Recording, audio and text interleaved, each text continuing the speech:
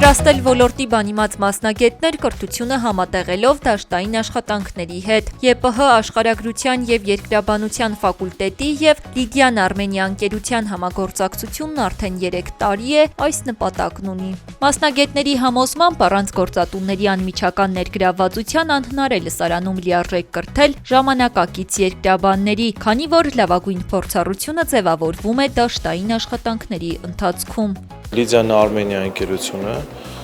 այսօր ներդրումներ է իրականացնում Երևանի պետական համալսարանի երկրաբանական ֆակուլտետի զարգացմանը, դասընթացներով, մաստեր կլասներով, ֆինանսավորելով համալսարանին, ֆակուլտետին,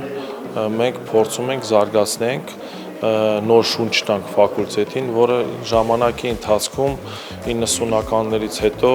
պարբերաբար նվազել էր և նոր վերջի 3-4 տարվա ընթացքում սկսել է զարգանալ։ Ֆակուլտետի 4 ուսանող արդեն աշխատում է Լիդիան Արմենիա ընկերությունում, համատեղելով ուսումն ու գործնական աշխատանքը 15 օր համալսարանում, 15 օր դաշտում սկզբունքով։ Նրանցից 2-ն այսօր հանձնեցին ավարտական քննություն։ Լիդիան Արմենիան հնարավորություն տվեց բացի սովորելուց այլ քո գիտելիքները օգտագործել տվյալ ոլորտում, որը շատ մեծ դեր ունի տվյալ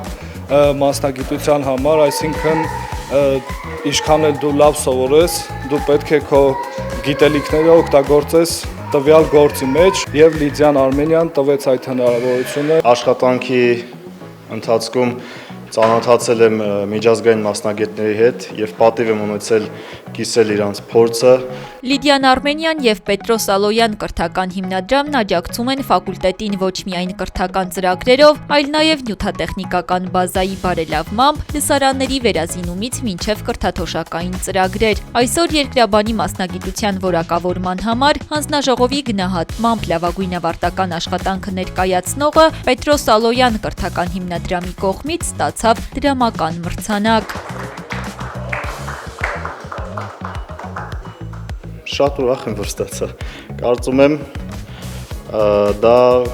բնական արդյունքն է, եթե դու ջանք ես գործում, դու աշխատասեր ես և իրոք կատարես քո աշխատանքը։ Երիտասարդ մասնագետներին խորհուրդ եմ տալիս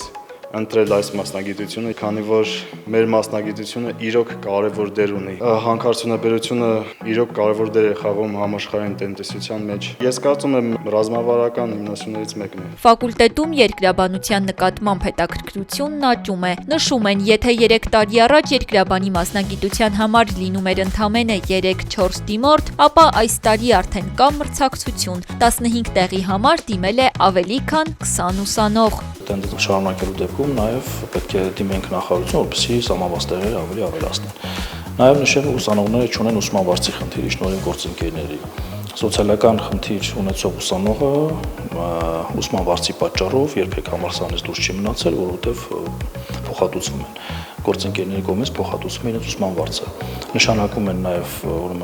ամսական կրթաթոշակներ, որպեսզի ուսանողները այն ուսանողը, որը չի աշխատում կամ դեռ պատրաստ չի մտնելու